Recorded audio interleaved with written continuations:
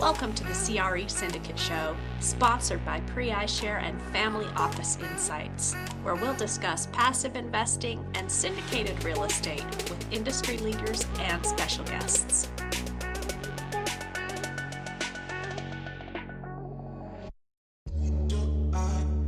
Welcome to the CRE Syndicate Show, sponsored by iShare and Family Office Insights, where we discuss passive investing and syndicated real estate with industry leaders and special guests. Today, we'll receive top recommendations to family office groups from well-rounded expert DJ Van Keuren. We'll also talk about why real estate is such an important component to wealth. I'm Julie Tallman. I'm with iShare, and I'm joined by Christian Sadler, who is iShare's VP of Investor Relations. Also joined by Arthur Bavelis, founder of Family Office Insights. And I want to give a little bit of background on our guest today before we get started. And he's got a very hearty bio. So hang in there for us for just a second, DJ, before you get to say hello. But DJ Van Keuren, he is currently a co-managing member of Evergreen Property Partners, a family office real estate consortium. He was named as one of Family Capital's top 10 U.S. family office real estate professionals, and as one of the Trusted Insights top 30 real estate investors at a family office, and is currently the president of the Harvard Real Estate Alumni Organization. He's had 25 years he's had 25 years as the managing director of the American Dream Fund, a fund that was positioned to be the first single family REIT. It's been responsible for over $5 billion in real estate assets. He is a member of the Forbes Real Estate Council. He's author of Real Estate Investing for Family Offices. And lastly, I told you it was really long, he got his master's degree from Harvard University in management. So not only is he super experienced in family office business, but also real estate in general as well. So welcome, DJ. We're excited to get your take on the market. Thank you, Julie. Glad to be here. Thank you. Well, and let's jump right into the shakeup, if we will, because we're seeing a lot right now in commercial real estate. They're saying that foreclosures have jumped about 137% as opposed to last year. We're also seeing that many of the crowd-raising platforms that were out there have all but shut down, and those that are still on are seeming like holding on by a thread. And you're seeing a lot of lawsuits come out from for example, the Nightingale situation, where a gentleman ran off with millions of dollars that he had raised within that platform. And so there's a lot of negative news out there, and some of this is not necessarily on the syndicators themselves.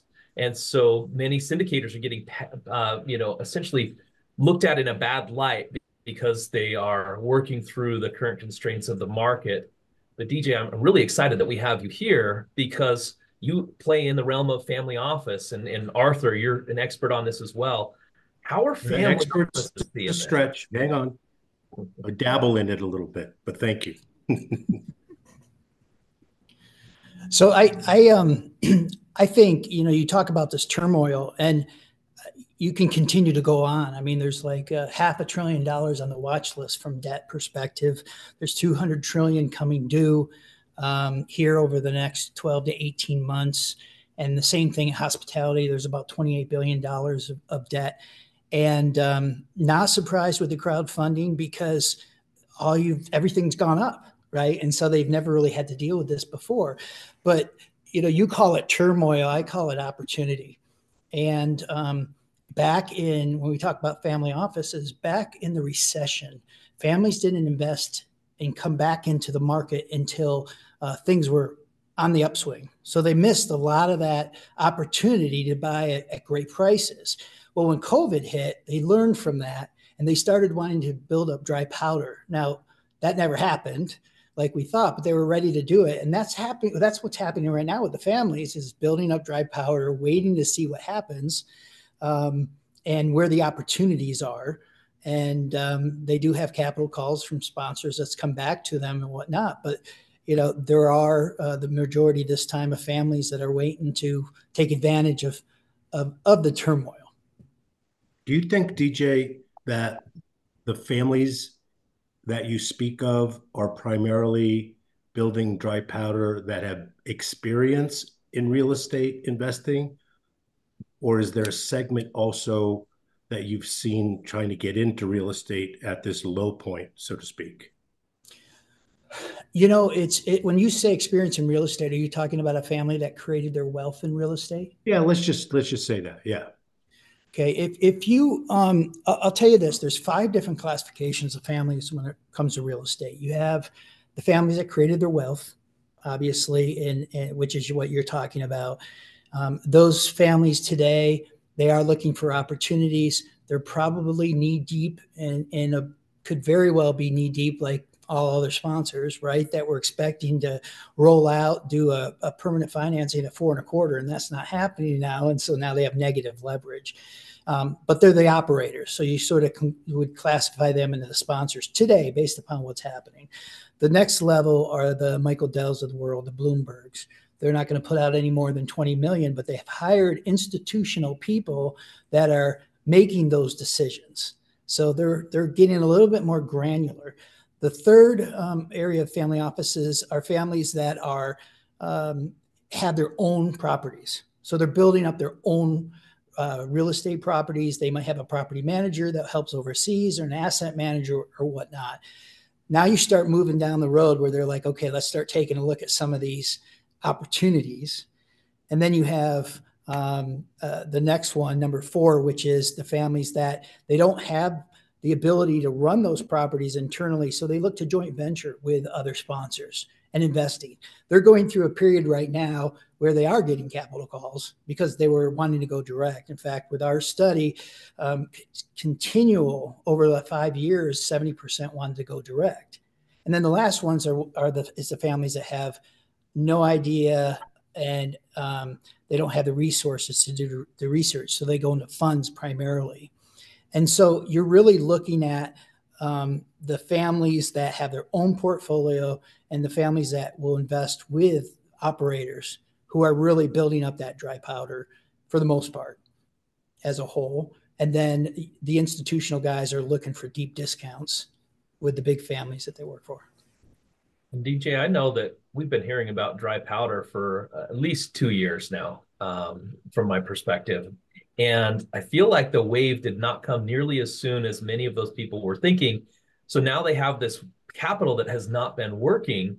What's their sentiment on that? Do you see that some of them are getting antsy and they're looking to get into opportunities and maybe not looking for so much blood in the streets? Or do they think that the opportunity is right around the corner? You know, it's funny. One of the questions that we asked, and this is going back 5 years, right? 2019, when do you think there's going to be a downturn? And inevitably, you have the majority of people 7 to 9 months, right? They think it's going to be happening in the short term. You know, they're waiting for it. They're looking for it. Unfortunately, as all the deals that I've been seeing happening are where, let's say I'm a sponsor or an operator and I'm having a problem. So I might call you up, Christian. I might say, hey, I'm having an issue here. Do you know of anybody that might want to step in and take this over? It's not even going to the market and being listed, right? Yeah. And I think we're in a situation where there's troubles. The banks don't realize it yet because those payments are being made, but we still have some time to come, and families will just keep sticking it out and waiting to see what happens. But well, didn't mean to interrupt you there, but I would even say that many of these banks do know, but they're extending and pretending because they don't want to deal with this issue either. They don't want this issue to come too far to light too quickly. And so I think that many of the banks are working with these syndicators from the conversations that we're having in the market. And so does it ever get to the point, or do these guys extend and pretend long enough that interest rates come back a little closer into line where they can make the transactions work, or they gain enough equity? Well, that's the crystal ball, right? Are they going to be able to make it through to that time and just get through it? And, you know, the banks do have limitations on what they can have on their balance sheet and whatnot. So they are watching it closer than they had, you know, back in the recession. but that's the question. I mean, we are in a electoral year, right? So who, if Trump comes back, could make a big difference. Biden staying in could make a big difference. Interest rates, I mean, they've been pretty hovering for the most part and don't seem to be going anywhere. And so as long as they have staying power, then, and the banks will work with them, then they can get through it. It just depends on how much they have or how sideways they are, right? Yeah. DJ, what do you think about, let's talk in just multifamily, for instance, we are finding this crunch financially. However, there's still so much housing needed. And we know that usually you have to have that surplus in order to have that economical downturn. What do you see happening since we've got two different things going on? Yeah, well, so we haven't done any multifamily in the last 5 years. Okay. It just didn't make any sense.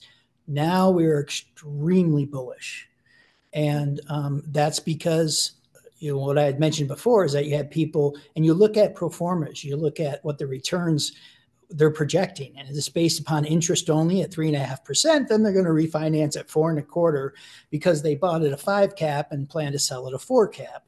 Well, now you bought at a 5 cap, which you still did, but now you have to refinance at 6.75. You have negative leverage, right? So, but with that, it's going to create opportunity. But like you said, the demand is still there. There's a significant amount of demand for multifamily.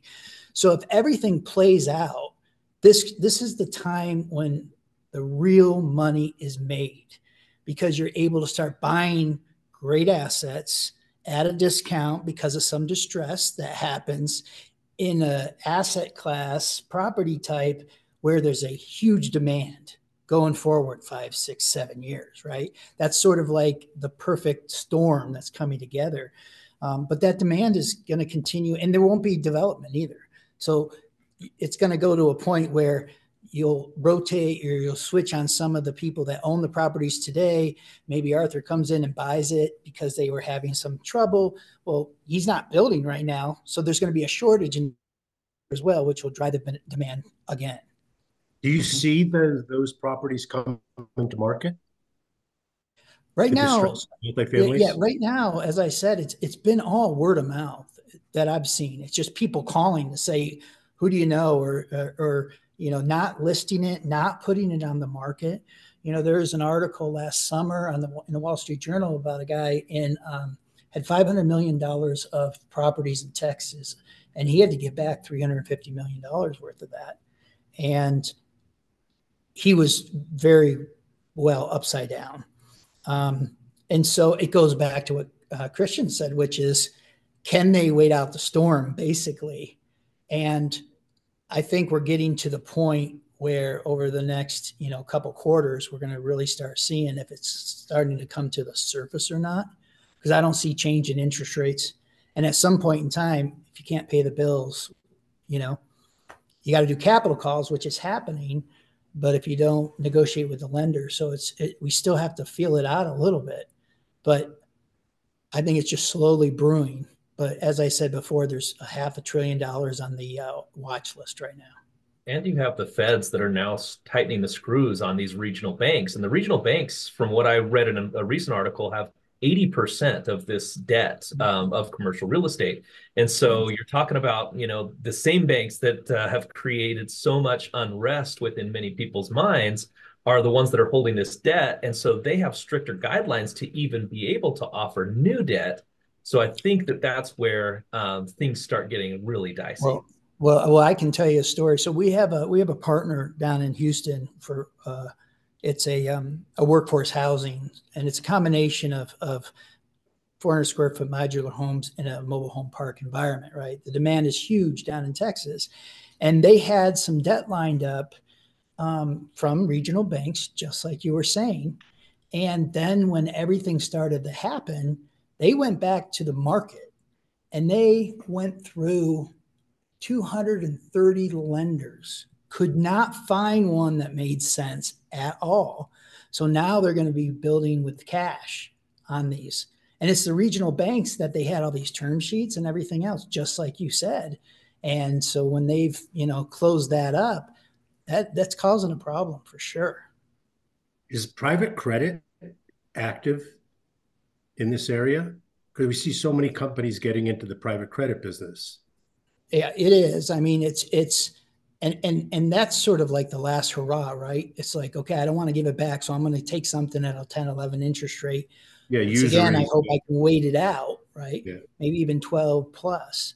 But that's where you see this private credit, like you're talking about, also mezzanine, right? Same thing. And so that's coming to fruition for sure. And it's an area where they're paying that. There's people that are paying those rates. And I think it's just because I'd rather give it a try instead of give it back. Yeah, we've seen, in fact, we had Sebastian on from the Lionheart, which is the Fisher Brothers private credit division.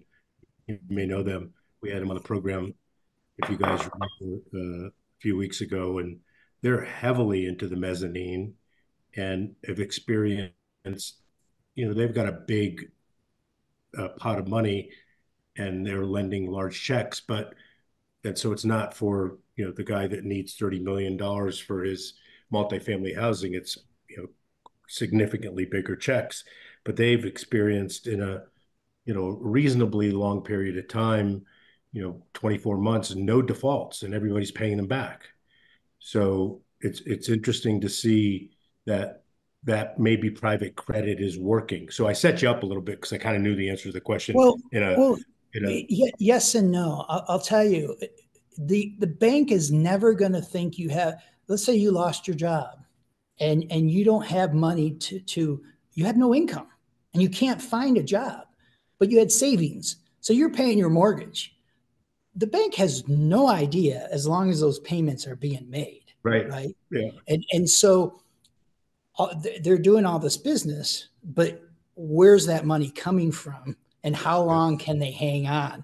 That's the question, right? And that we don't know.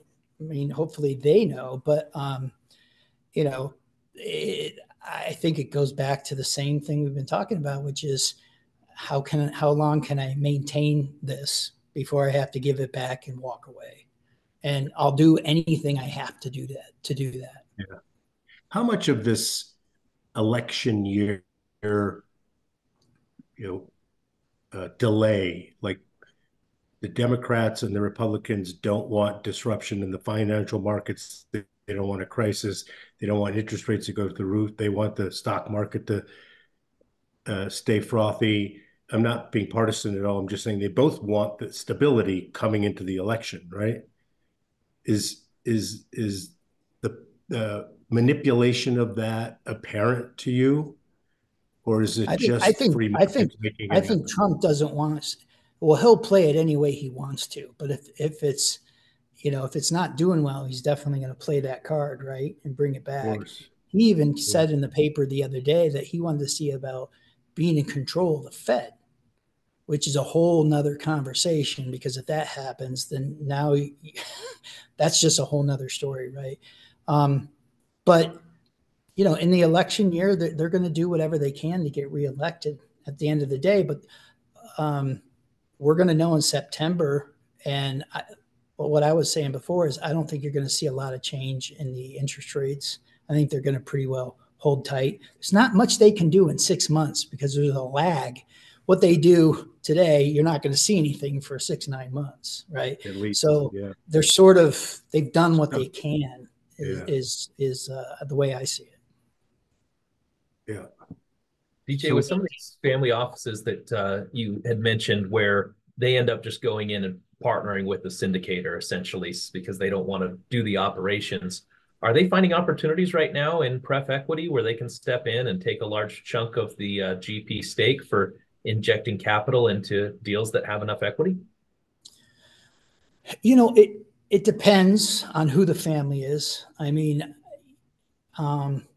there are some families that said, let's load up and maybe let's try to syndicate some of that money ourselves, or bring in other families to take it out to the market. That's happened. On the other side, you have You have families that are very skittish because they've had some capital calls and they just don't want to do anything, right? It depends on where they are in their portfolio at the time. But there's definitely families started moving into that type of finance and providing that about 3 years ago, believe it or not. So they started switching from equity into the debt. A lot of them were going into the first position, which is the best place to be, right? Because then you can have those controls and everything. And so a lot of them were going into that first position, and now it's a matter of if they're comfortable enough with it, then yeah, they're looking to get the higher returns. Nice. DJ, you told us earlier that you started your family office real estate institute kind of by mistake, and I want to hear a little bit about how that came into play. Sure. So and you'll understand as I go through this. So when I fell into the family office space, the patriarch that I ended up working for, when he died, all his money was going to his foundation. So he was talking about putting a fund together at the time. And they asked me, do you think we should go institutional or should you go family office? Well, I knew everybody on their board. I had relationships with them on the institutional side. And I only knew 2 family offices, but he was really a family. I mean, it was all his own money that was going into everything. And I said, well, we should go to the family office side. And so, well, I got to get out there. I got to start meeting people I want to know too. And so I put up a one-page website that was with some education talking about the cycle. And then I wrote a book on family office real estate investing. And then I started going to conferences. And then I started doing podcasts. And then I had this brilliant idea to start the Family Office Real Estate Magazine, which is still in existence, a quarterly publication. And then from there, I started the study after that, calling families that I knew, because after that was a couple of years now. And so I knew the families where I could call them to make sure that they're legitimate information that I was able to get. Put together a consortium event, which was in Breckenridge right before COVID. And, we had about 22 families there. We had about maybe 8 sponsors. So it was small, but it was greatly, people loved to go to it. And for me, it was great because we were able to screen various investment opportunities ourselves. And there, a professor from the University of Denver asked me if I wanted to start the Family Office Real Estate Institute at the university. And that's how, this is how this whole thing started. And then I'm like, hey, let's do executive education. So then we started executive education classes, and it's just continued to get to this point where we're at now. And I had no idea. I was just trying to, create a name for myself and being aware. What I say is do everything that you're supposed to do that you don't do, and even writing the thank you notes and stuff like that. And so that's what I've done. And this is where we're at today. And now we just had our first conference last year, and moving forward. How much of what you do is targeted to, the second and third generation family members to keep them trained? Is it that type of training, or is it training for what is it? So that's a good question. We've actually I've been in meetings over the last couple of days for us to really zone in on our focus. And so I can tell you today that exact focus is our definition of a family office is worth $250 million or more. So it's family members, family offices, family office executives that are targeted, or families that have a business that they might be selling, or they have a big exit that's coming up, where the real estate, I believe 100% that's the solution to maintain a legacy and wealth. Yep. And I don't know if you guys have heard the statistics before, but 70% of families lose their wealth by the second generation, 90% by the third. And real estate's a hard asset. It's not liquid. and it has tax benefits and everything else. So I am, evangelicist when it comes to real estate and families and maintaining that legacy and wealth. And so everything that we're targeting is that education component. So maybe you take over a real estate portfolio, or maybe you don't have hardly any real estate in the portfolio and you want to know how do I identify it? How do I underwrite it? How do I look for a good sponsor, right? What markets do I go into? And, so that's the type of information that we look at and we provide. In fact, in our first exec ed program a couple of years ago, we had 3 billionaire families represented in there. And we were going over portfolio construction and where are we in the market cycle, and where are the opportunities and how do you underwrite and stuff like that. So it's really targeted toward those families that want to increase their understanding and knowledge with real estate. So Right. you talked about the barrier as you identified the threshold. How does one get involved if they meet that threshold, and what can they expect? Well, right now we have we will end up putting together a membership, which will be coming up in the probably going into next year. So at our website, which is Family Office, FORE, which stands for Family Office Real Estate Institute, is really where the information is. And you can sign up to be kept in touch. That's really where it starts. So if you want to know when the next exec ed class is going to be held, or the conference you want to take a look at, or go to an investment forum, or even just listen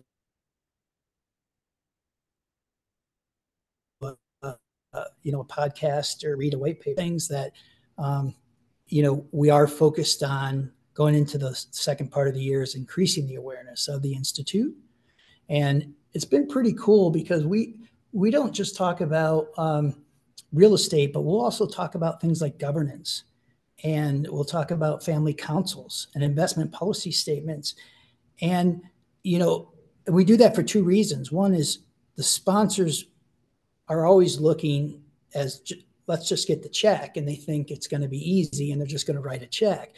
Well, the family has a lot of stuff going on. We've all had issues with our family at some point in time, brother, sister, aunt, uncle, parents, whatever. Okay, now add on a ton of zeros to that, and that becomes that much bigger of an issue.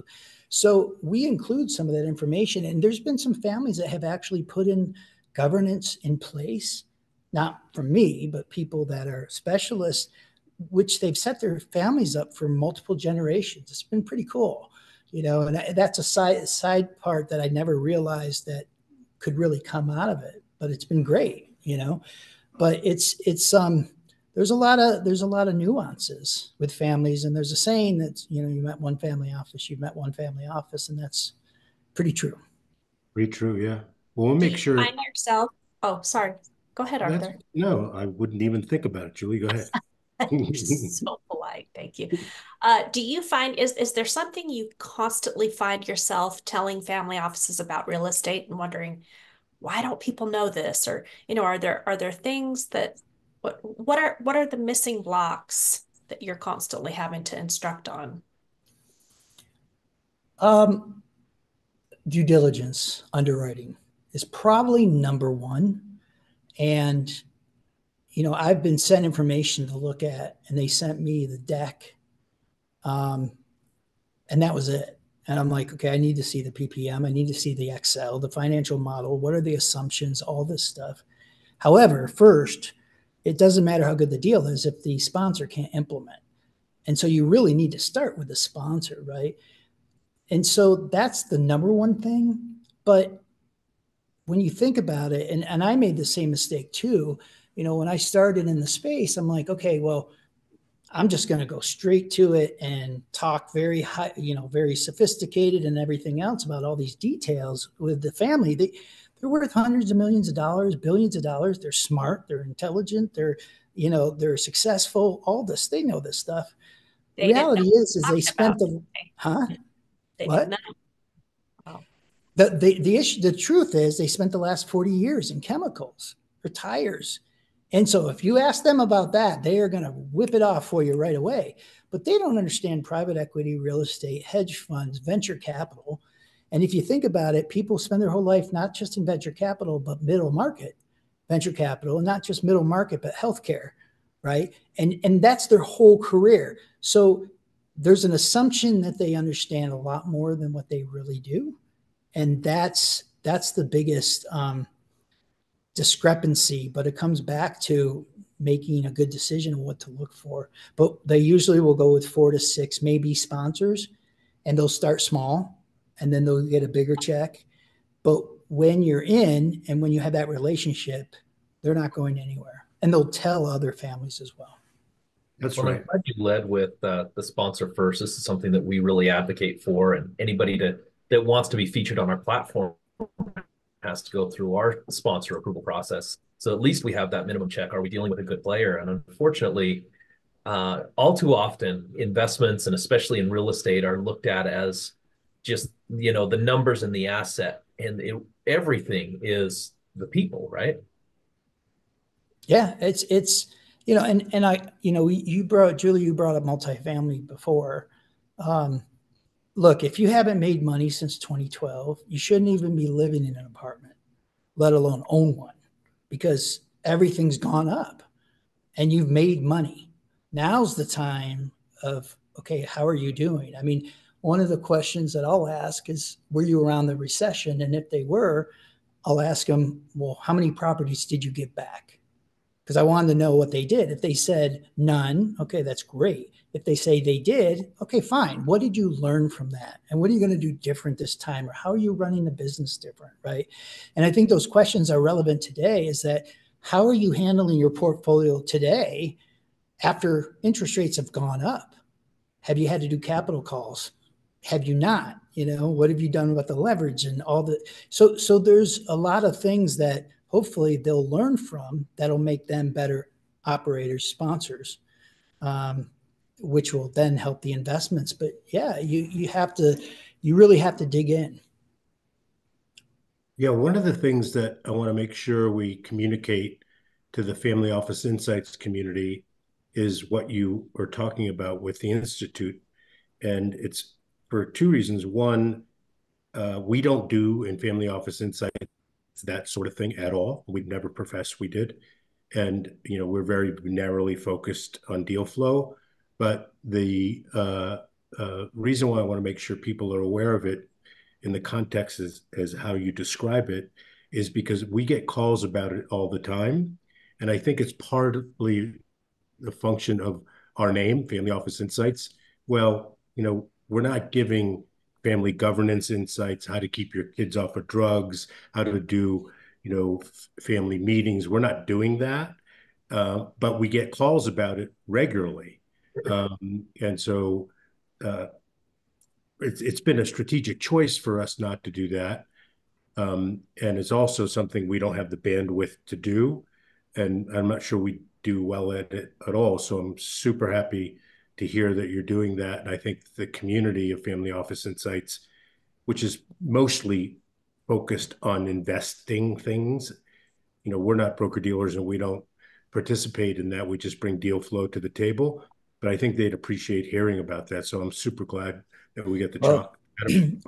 I'll be honest with you. I know enough to be dangerous, but I also know what I don't know. So there's a couple people that are the best in the space in family offices that handle the governance and that handles that stuff. And I point them in that direction because I know they're going to be taken care of. Yeah, but it's it's super valuable. something, yeah, well, it's something too, though, that comes up because, there's issue. Everybody thinks that they're in good shape and they're structured properly. And, today everybody's a family office and there's a lot more to that. And especially depending on how big you are. So, but bringing it up, I think also puts you in a different space of where they're like, okay, they're not just here to, or DJ's not just here to sell a product or something like that. I mean, he's let me know of something that I didn't know. And that's what I was saying before, where some people got governance put in place, not by me, by somebody I referred them to. But it's pretty cool because, you know, they rant and rave about this person, but it was thanks to me. So I think it's, you know, and I'm happy to introduce you to those people as well and whatnot, because it is very important. Yeah. It's proved to be very important for a lot of families. And we all know, for, you know, the example that's regularly used is, you know, the $3 billion family office that has 3 asset classes doing all their tracking of investment and performance on a spreadsheet in the back room, you know, with the Doris that's been there 34 years, right? That's still happening. It does. Yeah. It does. That's probably one of the biggest issues that families have, which is they have all these investments because they will do a lot of private investments and they're everywhere. You don't have a consolidated statement like you get at JP Morgan.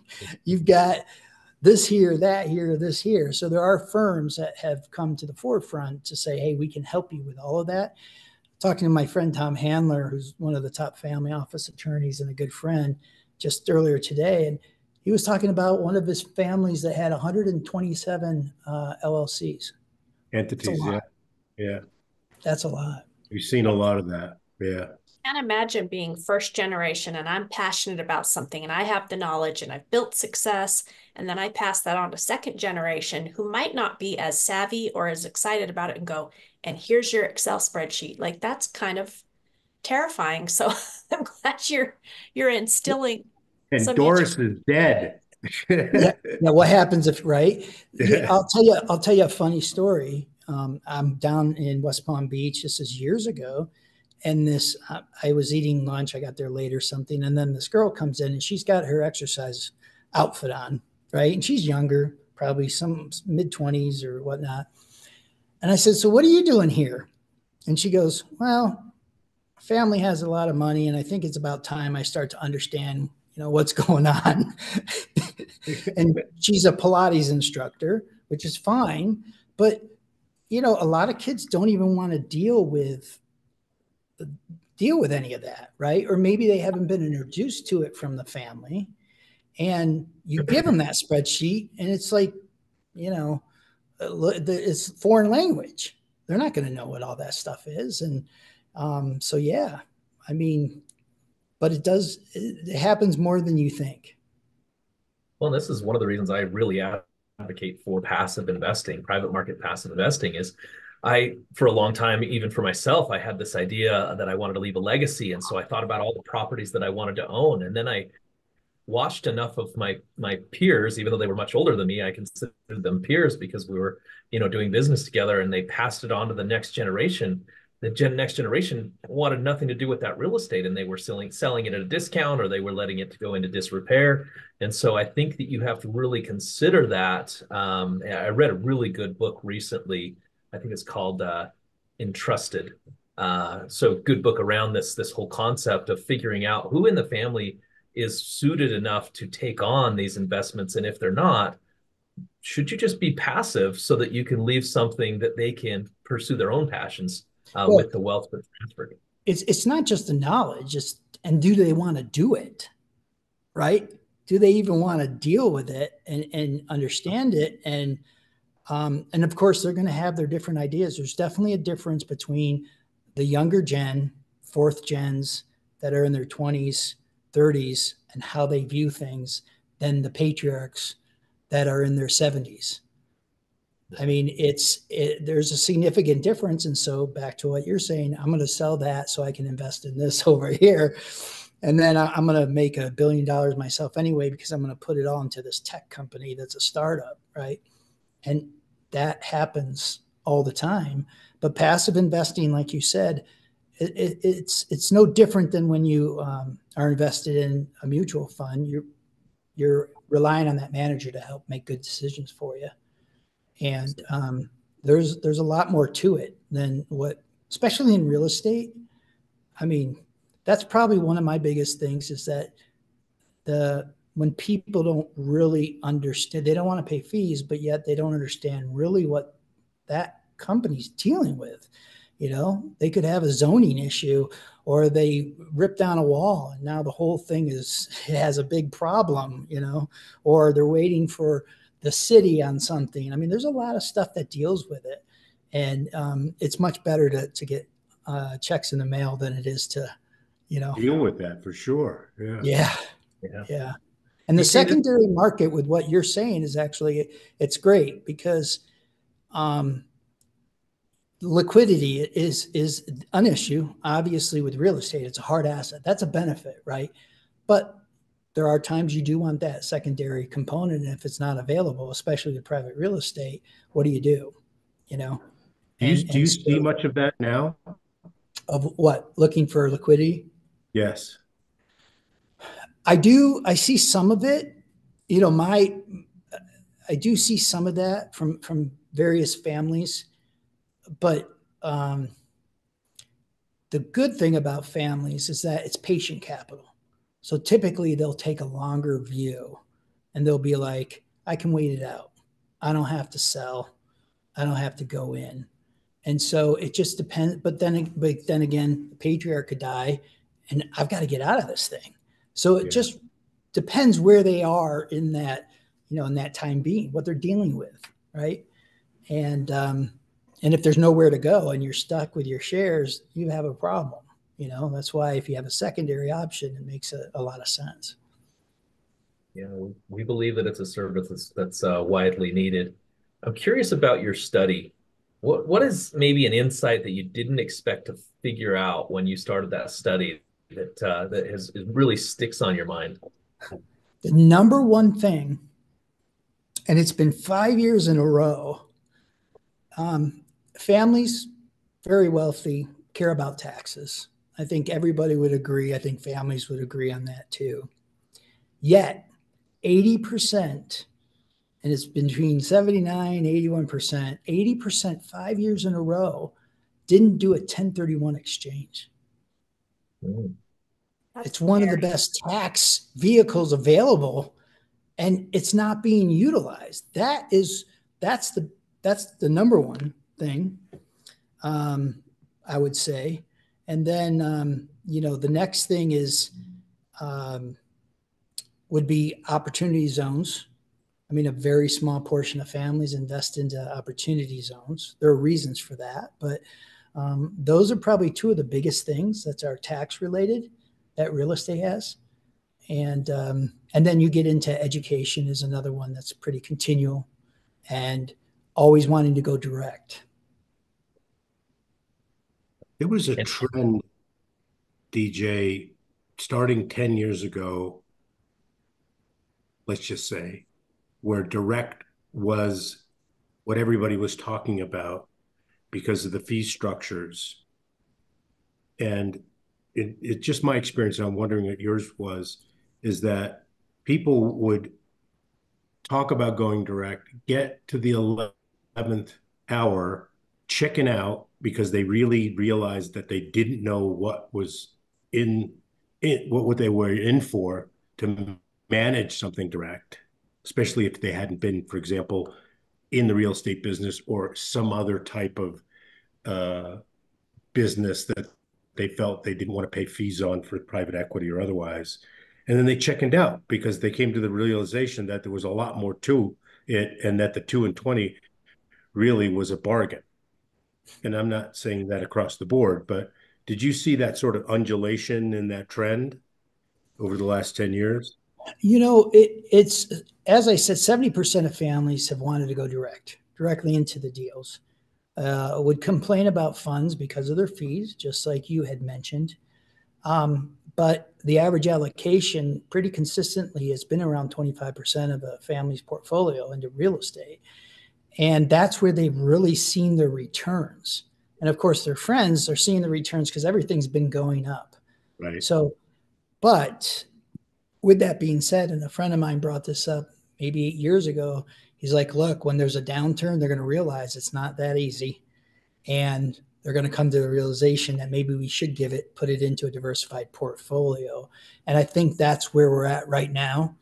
And I actually ran an analysis last week, a couple of weeks ago, of if you invested directly into a deal, and you sold it 6 years later. And let's say you doubled it, right? So you doubled in that period, and then you paid your taxes and you invested in another direct deal, and you did that over 36 years compared to, another alternative, and there was no comparison.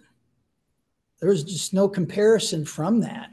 And, so and that's part of the education process, is really explaining.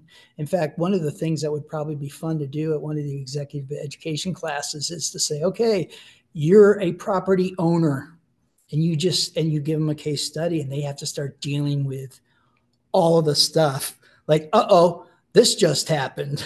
What are you going to do? Townships just had a meeting and decided that your zoning just changed, yeah. right? What are you going to do? In fact, that's a hell of an idea, actually, because that's really what's needed to be understood. And people don't understand. They think, I'll just buy that property. It's going to go up. I'm going to make money. It doesn't work like that, Yeah. Why do you think that in your study that the 1031s weren't adopted? Was it lack of like-kind exchanges, or the lack of understanding the complexities of that? I think it's just understanding them in general. Yeah. I think it's a pure education and understanding. You do have families that will hold on to assets. If they're a legacy asset, obviously you can't include that. But right. The same amount didn't even know what a DST was. And so it's an educational component to say, hey, here's something that can be done. And so but once again, you're back into being active. You have to be active to be able to take it through that process, identify the deal and all this other stuff. But it comes back to education. It's the same thing with the opportunity zones. Just didn't understand it. And the majority of families still don't understand it. Are many of them doing cost segregation? So I sent out an email. This is a number of years back. And I sent it out about cost seg. My phone rang off the hook, and emails asking about cost seg. What is this? What are you talking about? So the short answer is no. It's not, all of that is not truly really understood. I mean, when you break everything down, between all the depreciation and interest rate deduction, and you can defer your gains, and you have cost segregation, and there's a lot of pluses to it, and that gets overlooked. Well, we're here at the top of the hour. Is there any final insights that you want to give the audience, and specifically anybody in that family office world? The biggest thing I would say is that, and we brought this up before, but whether it's an advisor or it's a sponsor, an operator, you're best to partner with people that know what they're doing, and they've sort of paved the way, and they've been through those issues. That's your best action to take. And, the fees, you got to get paid to do what you're doing. But when you had your business, you were charging fees too, right, for what you were doing. And you hired the best people, and you need to, it's the majority of families, believe it or not, I really believe they forgot how to do business, because they, like I said, they'd have quarterly meetings. They'd hire the best people. They'd focus on expenses, and they charge, make sure they had profits and stuff like this. But yet they get all this money and they forget it all. They don't want to pay to hire the best people. They don't want to, pay this fee or that fee. And so, look at it like a business, and, obviously be smart about it, but take advantage of resources like what you guys have and what other people that are seasoned have as well. That's good advice. What is the best way, just so people can have this on the recording, for them to get in touch with you? Well, they can reach me through my personal website, which is just djvankeuren.com. They can go to the FORE Institute, FORE.institute, or Evergreen Property Partners. I mean, there's ways to get in touch with me through there, and LinkedIn, of course, as well. And we have a LinkedIn newsletter. Actually, we have about 33,000 people now, and we'll put out information, and that's been great. And so one of those ways is probably the best.